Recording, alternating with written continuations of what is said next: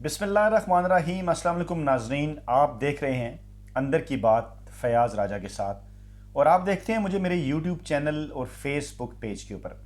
नाज़रीन, आज की वीडियो की जानिब बढ़ने से पहले सबसे पहले आपसे दरख्वास्त कि अंदर की बात रोज़ाना की बुनियाद पर जानने के लिए हमारे चैनल को सब्सक्राइब कर लीजिए, बेल आइकॉन का बटन प्रेस कर दीजिए ताकि आप तक बर वक्त मालूमात पहुँच सकें और ये वीडियोस अपने दोस्त अहबाब के साथ भी शेयर कीजिए ताकि उन तक भी बर वक्त और मुसद्दक़ा जो मालूमात हैं पाकिस्तानी पॉलिटिक्स के हवाले से, रोज़मर्रा सियासत के हवाले से, रोज़ की ख़बरों की अंदर की बातों के हवाले से वो आप तक पहुँच सके। नाज़रीन, आज की इस वीडियो के अंदर हमेशा की तरह हम आपसे आज के दिन की जो अहम तरीन ख़बरें हैं उनके ऊपर हम बात करेंगे। सबसे पहले हम आपको ये बताएंगे कि पाक फ़ौज के अंदर 6 नए जर्नैलों की जो प्रमोशन थी और फिर उनकी जो तैनातियां थी 10 जर्नैलों की, वो गुज़श्ता दिनों की सबसे बड़ी ख़बर थी। और इस बड़ी ख़बर के बाद एक और जो बड़ा फ़ैसला है वो हो गया है।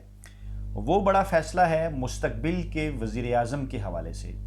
जी बिल्कुल, इस वीडियो के अंदर आपको बताएंगे कि कहाँ का मुस्तकबिल का वज़ीर आज़म कौन होगा और इस हवाले से इमरान खान ने, जो कि मौजूदा वज़ीर आज़म है पाकिस्तान के, उन्होंने किस किस से जो है वो मुशावरत की है। इस वीडियो के अंदर आपको ये भी बताएंगे कि नए पाकिस्तान में गिलगित बल्तिस्तान और कश्मीर के लिए क्या नया होगा। 2023 के जो इंतखाबात हैं वो क्यों दीवार पर लिखे हुए उनके नताइज जो हैं वो नज़र आ रहे हैं और ख़ास तौर पे गिलगित बल्तिस्तान और कश्मीर में क्या सूरत हाल बनेगी, इस वीडियो के अंदर हम आपको बताएंगे।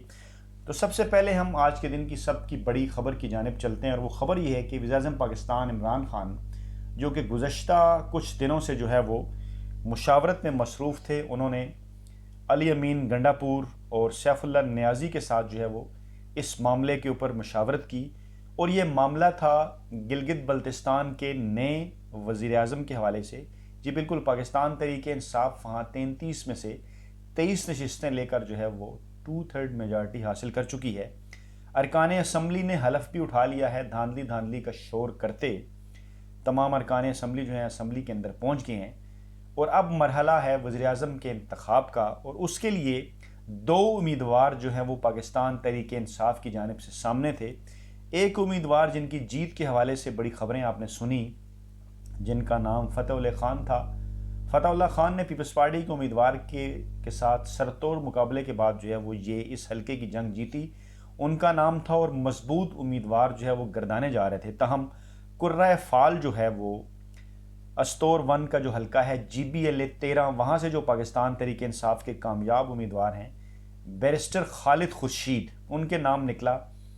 और आज ये ज़राए ने कन्फर्म किया और उसके बाद फिर ये ख़बर भी जो है वो सामने आई, जो हम आपके साथ शेयर कर रहे हैं कि बैरिस्टर खालिद खुर्शीद जो हैं वो गिलगित बल्तिस्तान के नए वज़ीर-ए-आज़म होंगे और पाकिस्तान तहरीक इंसाफ के वज़ीर-ए-आज़म के तौर पर उम्मीदवार होंगे। और जैसा कि नज़र आ रहा है डेफिनेटली वो ये इंतखाब जीत जाएंगे और लेजिस्लेटिव असम्बली बनने के बाद 2009-2015 के बाद आप तीसरे जो मुंतखब वज़ीर-ए-आज़म GBLA के होंगे वो पाकिस्तान तहरीक इंसाफ से होंगे।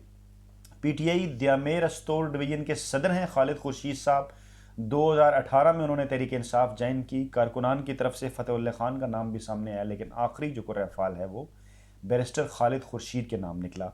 इसके साथ साथ हमारे ज़राए ने हमें यह भी बताया है कि कैबिनेट जो है इमरान खान ने, वज़ीर-ए-आज़म पाकिस्तान इमरान खान ने जो कैबिनेट फ़ाइनल की है उसके नाम भी एक्सक्लूसिवली हम आपके साथ शेयर कर रहे हैं आपकी मालूमात के लिए।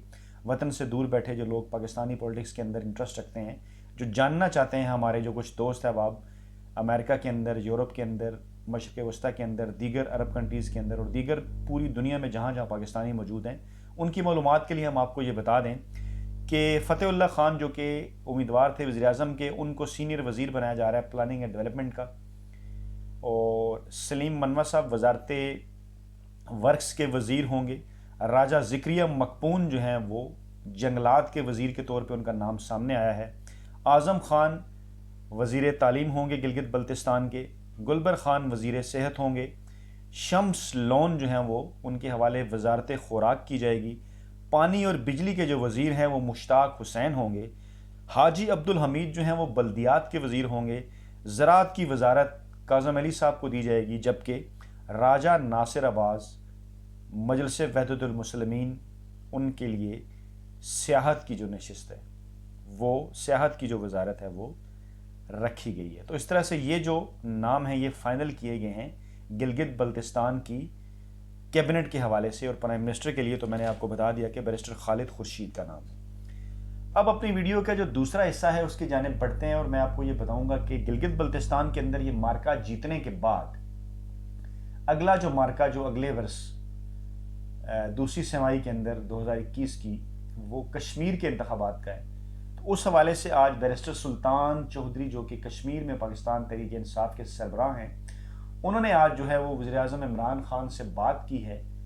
और इससे पहले जो खबरें आई वो खबरें ये थी कि पाकिस्तान तहरीक इंसाफ के अंदर कुछ पैरा ट्रूपर्स जो हैं वो मुख्तलिफ सियासी जमातों से, जिसमें नवाज़ लीग और पीपल्स पार्टी शामिल हैं, वहाँ से जो कुछ पैरा ट्रूपर्स हैं वो कश्मीर के अंदर पाकिस्तान तहरीक इंसाफ कश्मीर में जो है वो शामिल हो रहे हैं। इंतखाबात के लिए जो फ़ज़ा एक बनने जा रही है, जैसा कि एक रवायत रही है कि गिलगित बल्तिस्तान और कश्मीर के अंदर उसी सियासी जमात की हुकूमत बनती है जो कि मरकज़ के अंदर हुकूमत नहीं होती है। और उसकी कई वजूहात होती हैं जो गुज़श्ता अपनी 2 वीडियोज़ में मैं आपकी खिदमत में पेश कर चुका हूँ।